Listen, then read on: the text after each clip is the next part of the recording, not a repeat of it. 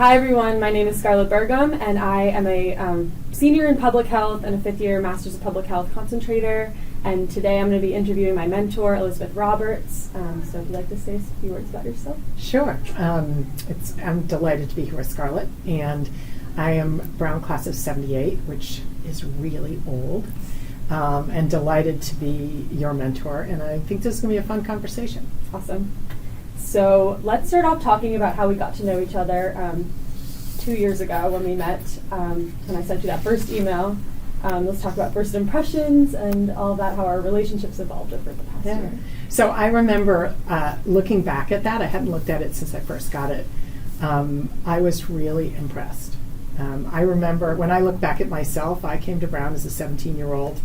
I was ready for college, but I was, by the time I was a junior like you were, I was well along, but I was never playing sports while I was in school. I was certainly not taking as heavy a course load. I worked hard, but I was really impressed by all the things you were interested in. Saving Mothers, the organization that you were heading up on campus. So I loved that about you, how many things you had going on, which is such an opportunity. It's too many things. I was trying to impress you. But I also felt that, I've never been a physician, but I've been involved in healthcare since I was a teenager, and that was a kind of a thread, a professional thread that bound us, and so I was really looking forward to being as helpful to you as I could be. Awesome. Yeah, I started off fully pre-med, and so I was rereading that letter, and I was like, oh yes, I'd like to go straight to med school, and things have really changed in the past 2 years, so thanks to your guidance and kind of the communications that we've had.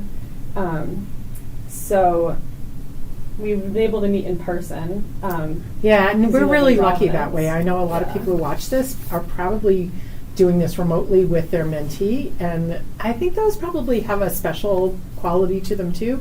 But you and I were lucky. When we first wanted to meet, we went and had coffee on Thayer Street. Yep. Because I live downtown and I could walk up the hill. And so that's been a really nice thing for us. And I would encourage, if there are any other nearby mentors like me, if you get the chance to meet in person, it really is a good thing. Yeah. We've been to every coffee shop in Providence. We have a new one today. Yes.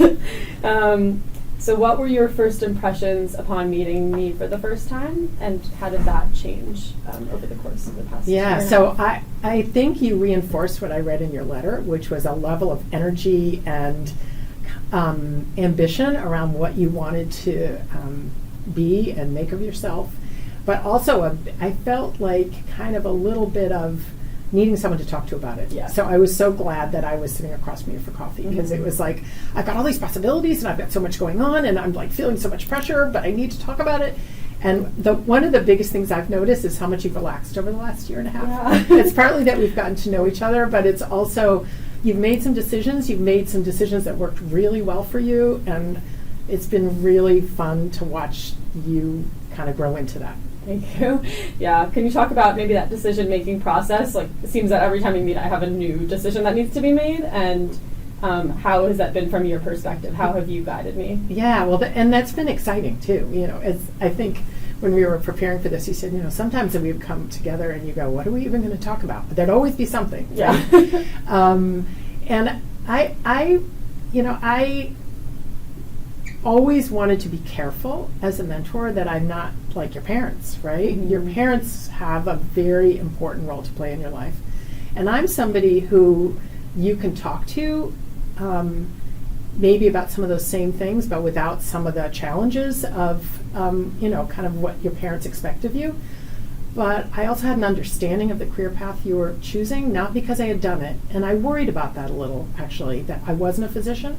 So maybe I didn't fully understand kind of what the challenges might be for you. But I had worked in healthcare really my whole career, either on the delivery side, on the research side, or on the government policy making side. So I had enough knowledge to listen in a knowledgeable way. And I really listened way more than I advised. You made those decisions, and I would kind of say, so have you thought about, and what do you think of? And you would kind of think yourself through things. And I loved being able to do that, because you've made a lot of good decisions, and it's going to be exciting to see what comes next. Thank you. Yeah, it's been so many huge decisions since we met. First was like finding a big summer job for last summer, and that's when I went into the private sector, into tech in San Francisco, and I think you showed me that there's so many tangential ways to work in healthcare that can make a big impact. So I'm glad I didn't just seek out that like straight pre-med research job, because I had a lot of fun doing that. And then it also taught you about how what I'll call lay people deal with health and deal with the medical community. And if you're working in the field inside all the time, you don't always have a perspective on that. So going out into the business side gave you a little bit of more of a perspective. So how did you see, when you were going through those tough decisions, how did you see my role? I just saw this as like a monthly time to reflect to an unbiased audience who knew me very well, but also I think I've been able to foster this like professional relationship with you where you just know this like it's nice having someone know the successful side of myself and not like all the failures that like came, and like my friends and my family and parents, we all have like different perspectives on my career and their own expectations of me. So I've been able to have this relationship with you where I am just able to use you as a sounding board and use your wisdom and your mentorship to help guide my decisions but not make them for me. So you're right, it has been like my decisions that have been made, but just because of the things that you've repeated back to me, the sentiments that I've expressed to you that you've put into words, which has been really unique. So I'm glad. It's been awesome.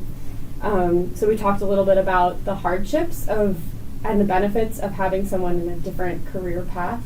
And I think a lot of people, upon getting their mentor for the first time, they're like, oh, it's not like the exact thing that I want to be, the exact job that I want to be. But I think you're the first person I've known in this way that has had this career path that's been winding and so many different jobs that you've had, which has been amazing. Right. Well, and I sometimes worry about that, and because as we didn't talk about, so my career is, and I mentioned a little bit, I started in clinical research. I have an MBA in healthcare management, but the last more than 20 years I've spent in government. So I made a huge career change when I was almost 40. I had 2 kids at the time, and I decided to run for office. And it was a whole change. But I'm also, sometimes I say to younger people as they're starting out, you don't have to stay on the same path all the time. You can take a chance. But I realize, not every parent wants somebody saying to their kids, oh, don't worry about it, just see what happens and take a chance. And I realize as I reflect on my career, I've had threads that have flowed through, even though it's taken some different directions. And I hope that that's been helpful. I do think, it's going to be good for you. The public health side is the side I know pretty well, and I also know the Brown Public Health School, which I have worked with a lot, very well. So felt very comfortable kind of advising you around that. When you do go to medical school, you should find someone like me who's been through that experience, who can so many connections. You know every single person in the state of Rhode. So if you're around here, I can help you with that. Yeah, amazing. Awesome. So we've known each other now for a year and a half. I'm going to be sticking around Brown for a 5th year in PH, so probably can't be part of the formal advising program, but I know that this relationship's going to continue. Yeah. What kind of steps do you see us taking? What kind of decisions do you think you can help me make in the coming years and beyond that? Well, that's a good question. I think I would hope that what we have is a friendship that will endure, and there'll be times when you don't actually want my advice, which is okay. Like I was telling you, I just moved, so you should come. We've always met in coffee shops, so you should come to my house sometime, or my condo, and we can have coffee there to start, so it's not too much of a change. But I see it evolving. I think that sounding board piece stays. I'm even older than your parents, so I've got a long distance ahead of you in my life, and I can be a different kind of person for you. I can listen to what's going on in as you said, kind of not a judgmental way. Mm-hmm. I don't have expectations that are so personal to me, except for in me wanting you to be successful and happy. And so I'm really hoping, who knows where you'll go to med school, but hopefully not too far away. We'll have to become email pals if you do. And I think that distance you've expressed to me, you're like, oh, well, it's been so long since I graduated from Brown, but I have so many friends and recent alumni who are right now in the first job process and all that, and so that's not too hard to come by, but it's really hard to come by someone who's been through it all. So I'm really excited about that. Great. So let's change gears into your career journey, and especially your political career, because that's been really fascinating. So can you think back to what your life was like at Brown and how it differed from what I am experiencing right now, or what you've heard about Brown currently? Yeah, so I think there's some fundamental things here at Brown that are very much the same. So I was amazingly happy. I mean, going to Brown was a big change for me. I came from what's now called an exurb. It wasn't called that then, but I grew up in a big family. We didn't travel that much, but I had a great life. And then I came here by myself, 500 miles from home. I didn't even look at college with a parent. My mom was a widow at the time. So I came here, and I loved the sense of community and the sense of engagement here. Yeah. Very much. And that seems just even more so now. Exactly. And, my experience here, I made a decision, actually, to get off campus a fair amount. I always lived on campus, but I got a volunteer job at Women Infants Hospital early in my time, because I had started volunteering in a hospital when I was a teenager, and I loved it. And so I did that right off, and I would take the RIPTA bus. In those days, it was out Smith Street, whole different location. I would take the RIPTA bus out there once a week, and really I tried to explore Providence. I shopped downtown. In those days, it was the old days. There were actually kind of chain stores downtown, so I'd go out to the drugstore, and I would go to Woolworth's, a store that doesn't exist anymore, to buy what I needed for my dorm room. So I really wanted to explore the community. And I think Brown students, there's still a bunch of Brown students who don't do that, but I think there's even more who do than when I was a student. I think we're so blessed to be in the capital of Rhode Island, and Rhode Island's such a small, close-knit state. Yeah, and I love how close-knit it is. Exactly. But the campus is spread out too. So on this, where we're sitting now, which is down near the power plant and in the jewelry district, there was no Brown presence. This is where the med school is now. There's a whole bunch down here. Yeah. So the school itself has changed. It's also bigger. But I find it so much the same in how much the students are engaged with each other, engaged with their academic experience, but also think of it through the lens of how they're going to impact the world. And that's kind of what I took forward with me out of Brown. Awesome. And you chose to stay in Providence and around Rhode Island. I did. The rest of your career. I did. And while I was here, a lot of my family moved to New England, so I didn't have this drawback to where I grew up in Virginia. And I decided I love it here. I still love it here after 45 years. And so, yeah, I stayed. I moved about 4 miles south for 30 years, but now I'm back in Providence. So awesome. Glad to have you back. So could you talk about, you've had this really long, winding career, and you've done so many different things. So what were the major turning points, the big decisions, big changes in your career? Well, I'll tell a funny story, because for the mentors and the mentees. So when I got out of Brown, I actually went to work at a store on Wickenden Street, just because I was tired of school. And I wanted, so for almost a year, I worked in a gourmet cookware store, loved every minute of it, but knew it wasn't what I wanted to do. So went to work at a hospital, Pawtucket Memorial Hospital, now closed, doing clinical research. Actually worked in a clinical department on a management role first, not a good job fit. Got recruited over to do clinical research, which I loved, and went to grad school in Boston at the same time, and I got an MBA in healthcare management. Awesome. I graduated, I went to work for Blue Cross and Blue Shield for a few years, and then I kind of, as happens here, and really happens in a lot of places, knew somebody involved in politics. I was not happy doing what I was doing, and I had just had a baby, and I was like, I'm just going to make a change. So I went to work on a campaign here, and we lost badly, but the person who won hired me, and I ended up in Rhode Island state government working in the state capitol on policy, on child welfare and education and libraries and all kinds of things cool. I care about. And that kind of, I'm not going to go into too much detail, but a few years later, after I left that job, I ran for office myself. I served in 10 years in the state legislature. And I came back to healthcare when I did that, because that was what I really wanted to work on as a legislator. The policy, making sure people had access to care, making sure we had a system that worked for people. And so I spent 10 years. I chaired the health committee for 3 of them. And then I ran to be lieutenant governor, where I took my healthcare portfolio into that role and spent 8 years working on that and oversaw the implementation of Obamacare, so the Affordable Care Act. So I had an awesome, exciting time doing that, frustrating sometimes, and then I was Secretary of Health and Human Services for our current governor, Gina Raimondo, first woman governor. So that was a twofer for me, because as a woman in politics who, as a child, I can only remember one woman in any major political role. I then got to work myself in elected office and then for a woman governor. It's crazy how those things built on each other, but you wouldn't expect from like that second or third job that you would go into government like that. So. If you had asked me as a young person if I would ever run for office, I would have looked at you like you were out of your mind. And part of it is I grew up in the DC Metro, and so actually I had high school friends whose parents were in government, and it seemed like a very hard life to me. It wasn't something I aspired to at all.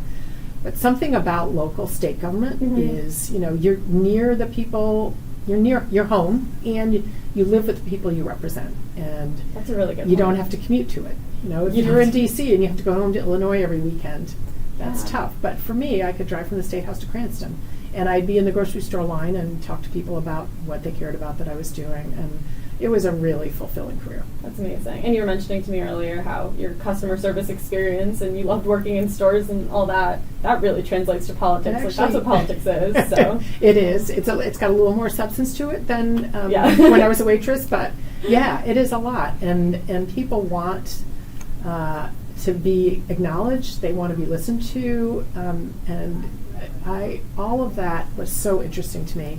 And my experience broadened so much. If I talk to people about going into government because most people are like, whoa, politics? Not sure I want to do that. It seems like a nasty business, and it sure is right now. But overall, it's amazingly rewarding, and it's something I try and share with people. Amazing. Yeah, you've convinced me. I'm like thinking about government now and applying to this fellowship in policy because health policy is like where it all begins. So. Yeah. Well, and I talk to physicians about it a lot because I think when we think about healthcare, we need to hear from physicians and have them help us think about solving problems. And they're so overburdened with their work, often in a positive way, but they're so extended in their work they do with their own patients. But we need that voice at the table, and I'm 100%. Hoping maybe when you become a physician, you will think about that. So what did you think you were going to become at 21? Were you stressed about it, or you seem like you kind of were? I will say that when I met you and I saw this amazing kind of vision for where you wanted to go, something I realized reflecting back, because I'm of an age, it was a really pivotal time. When I came into college, went into high school, and then when I got out of college, there was a huge change in expectations that women had of themselves, but also that society had. So my mom never worked outside the home. My mother was very smart, very capable, but never even went to college. She got married at 18 and had a whole lot of kids before she was 30. And she was somebody who really encouraged us. She was like, you need to stand on your own 2 feet, get an education before you head down the path that I did. But I didn't look to her or really any of my mom's friends and go, wow, that's a job I'd love to do, because there were so few people to look to, at least in the world I lived in. So that kind of endured somewhat through, and even, I'll tell you, when I ran for office in 1996, there weren't that many women. When I ran statewide, I was the first woman elected in Rhode Island statewide in 12 years. Wow. So, and I found people who could be helpful and could help share their experiences, but there weren't as many as you now. It's a wonderful thing, and it's a wonderful thing about this program, how it connects people, because there's so many women who have kind of found these amazing career paths. It was less true 4 years ago. But it's been fun to be able to share that with others. Must have been so hard to be the trailblazer in that career path. Yes and no, because you're kind of like figuring it out as you do it. Yeah.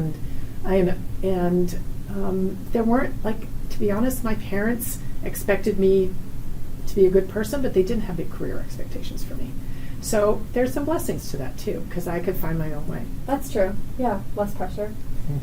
So into your career in politics, you've used your voice for positive change in a tangible way. At Brown, it seems that a lot of people are similarly minded in political ideology, and once we leave this world, like, it's not going to be the same. You've stayed in Rhode Island, you've stayed in Providence, but you've obviously had to interact with people with very different opinions than yours. So I want to hear your advice on, when we leave Brown, how to navigate that world of just all these. So it's, and you know, actually, we think Brown is kind of a hotbed of political activism, and the State House is actually very Democratic, but quite conservative compared to Brown. It's only several hundred yards away, but it's different than some people would expect. You know, I think about my customer service experience and respect and listening, and because it's part of the value. You represent a broader group, and the world is a broader group than you see in some of our smaller worlds that we choose to inhabit. And one of the things that I worry about a little bit in our country is that we tend to want to cluster with people who think like us, or people who are like us. And one of the great things in my political career is I was knocking on doors of people who sometimes were not friendly at all, because they thought, you know, why are you at my door? This is what I think about this. Do you agree with me? And sometimes they'll call my house and say terrible things on the phone. And I'm like, okay, so let's talk about it. One of the best ways to learn that was to be standing on someone's doorstep, which in my district, I knocked on doors because I had an urban district, and listened to what people cared about. And sometimes we would be diametrically opposed, and I would listen, and I would say, you know, you and I disagree, and I really respect your position, and I think you really need to look at the person I'm running against, because they agree with you. But let me tell you about the things I care about and why I want my job. And so often they would leave and they would go, you know, I still disagree with you, but I like you, you know. And it's about fundamental respect, I think. And one of the things that troubles me is how we tend to like to do battle right now rather than listen and be respectful. I'm a bit old-fashioned that way, I think. But I think it is how you build community and build direction and build sustainable change. Because if the change is won in battle, then the people who lose want to fight back when they have the power. And if you can build more consensus and more direction that's kind of across a bigger group, I think it's more sustainable. But as someone called me, I am a boomer, so I see things a little differently sometimes. My kids and I argue about this a lot. I don't think that fundamental respect thing should be last generation. I really think that we need to bring that into our current debates, as heated as it is right now. I agree. And it doesn't mean that you stop standing up for what you believe. Right. And that's what I think is so important. And, you know, I made it through 20 years pretty much still being myself. And I remember when I ran statewide, there was more, I hired consultants, and it was a little different. And they would be like, here's the issue for you. Because this is the issue that a woman can run on and really be. And I was like, well, actually, but that's not what I care about. You know, I was able to hold on to what I believed and what I cared about, but still listen to other people's perspectives. And it's a wonderful thing about government when it works. We're having a struggle right now in making it work. Is that rare, you think, in politics? Is that more to the local and state level? Is it easier to be yourself and continue to stick I don't know. with I think it's easier when you're local, because also people see you, you know, so the people I was representing were also the people I was on the PTO with at school, right. And, you know, we'd be in the grocery store together. So, but some of it is also just why you're there, you know, why you're there and how you do your work. The right reasons. Yeah. Awesome. So last on this note is what resources do you have for female activists, for me, if I want to go into government, for other mentees? Yeah. So there's a lot of resources around women who want to run for office. So Emerge is one where they train women. Lots of states actually have local organizations that help women train to run for office. I was actually trained not as a woman, but as a kind of an activist by a local group. But what I really encourage people to do first is get involved in either an issue or a campaign that you care about. Because to me, being there for the right reason is so important, but also learning how it works is so important. Yeah. And I think there's this level of activism right now is so valuable. What I'm hopeful is that people will channel it into, you know, ongoing change and ongoing involvement. So there's a lot of resources out there, but I really encourage people, particularly in your community, get engaged in something you care about. I met a wonderful woman who I'd never known before, but who reached out to me who got involved in an issue related to recess in elementary schools here in Rhode Island, and wanted a law passed to make sure that the schools didn't get rid of recess for young children. And she had this great experience. She got the law passed. She worked with she found legislators who were interested. She went up and lobbied at the State House, and it got her involved in statewide Democratic politics because she wanted to help other women see how you can pick the issue that just matters to you and move it along, and then find other ways you can be involved too. I like that idea of starting with the issue first, rather than being like, I'm going to be a politician and cover everything. Right. Well, and once you're there, you have to learn about everything. You do, but one step at a time. Right. Awesome. So I guess now we're going to transition into just general lessons for mentors, for mentees. So what are some pieces of advice that you would give everyone listening right now? So in terms of mentor-mentee relationships? Yeah, what can mentors kind of get out of this talk and in our relationship and bring in with their own mentees? So I think that being kind of reaching out, continuing to reach out, kind of make sure, and you and I have seen this a little bit. Sometimes when I get busy, I'm less accessible. And you are always responsive, which I really respect about you, because you're actually busier than I am. No, I'm traveling all the time. But I think that making sure that you don't let too much time go by without saying, and not always asking, oh, let's get together, but just saying, how's it going? Everything okay? And also, for those who are farther apart, you've got to figure out the way to have the conversations get bigger than that. Sometimes I would just text you and say something, and then we'd end up getting together because we hadn't seen each other for a while. Yeah. But I think some of the value is around career planning, and I think that's really important. But some of the value is about there's somebody who have other expectations except helping you be successful and being as helpful in a whole lot of ways as we can. I think on the note of letting time pass by, I think once you let more than a few weeks go by, it just goes back into small talk and catching up, and you get less into the deep stuff. So I'm glad we kind of do this on a regular basis. Yeah. That's the value in that. So what about you? What would you say? I would say that having you be a sounding board rather than a rigid set of expectations for me and putting pressures on me, which a lot of people in my life do naturally based on being my parents or being professors or mentors in a specific path. You have been able to let me be myself and make my own decisions with just general wisdom and life advice. And it's so true that I've been so much less stressed just being able to talk to you about these things. And my career path is way less set than it was when I emailed you that first time, I think. But it's not stressful. It's really exciting for me. Well, so I'm a little nervous that you're feeling like your career path is don't less worry set. About it. But I actually think your career path is more set than you think. But I think you're not burdened by it. Right. I think you were kind of like, oh my God, do I do this? Should I not do that? What order should I do it in? I think that it seems more natural what's going on right now, that you're doing the 5th year, which makes so much sense given all the coursework you'd already done. That medical school then sits out there ready for you when you're ready for it. Yeah. And your summer experiences, so your fellowship this summer is so exciting. And you have to say what it is because it's too exciting. This is my stint into policy a little bit. I'm going to be at the World Health Organization in Geneva this summer. So I will be traveling. A new set of problems came up. How am I going to find housing for the summer, travel, all that. And you've been so helpful in all the logistical sides of internships and all that. So that's exciting for me. But yeah, it is really one step at a time. Choosing my MPH, we got coffee, 7 Stars Bakery that time. And I was just like, I don't know if I want to do this, and I listed 45 reasons why it was the right decision, and then I was like, yeah, but I feel a little bit I don't want to be in Providence for another year, and we kind of talked about it, and you're like, I was just like, okay, yeah, this is a very obvious decision for me to make. I just needed to say it to you. But I at this point, I don't make a major decision without consulting you first. Not that you're do this or do that, but yeah, you've really been a great sounding board for me. So good. Yeah.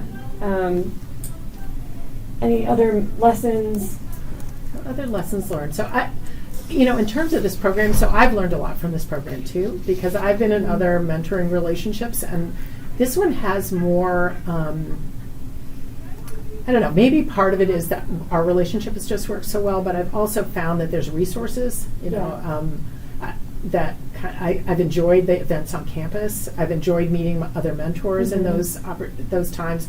I actually loved this year what I'll call the speed dating. Yeah, I really enjoyed really that. Fun. I met so many students for a brief time, but got this glimpse into their worlds, and I really found that. I found it very rewarding. It's been fun, and my kids are a little older than you, and we have all the complexities of mom, and I have a daughter and a son, and I love them dearly, but it's really fun to be in a world of people who are just so different, and exciting to watch the range of possibilities there. It's a great network. That first that night in September, I was introducing you to all my friends. I was like, they want to go into politics or health or something like that, and then you were introducing. You knew everyone there, obviously. So it's I didn't know the mentors, so many of them were from far away, and it was great to see how many of them came. Right. So I had a great co-host at my table who was an entertainment lawyer, something I knew nothing about. And it was just fun for the two of us to talk with the students that night. It's really awesome how you enjoyed can it. just keep learning from each other. Yeah, so to me, the biggest thing I learned at Brown, and it has defined my career, is the love of learning. So as a legislator, I had to learn a million things all the time, and that and the excitement of taking a chance. Brown has you shape your academic future, and it prepared me to shape my personal future, which sometimes has been scary, but has been really rewarding. Yeah. So I think that's a great note to end on. So thanks so much for interviewing, and thank you guys.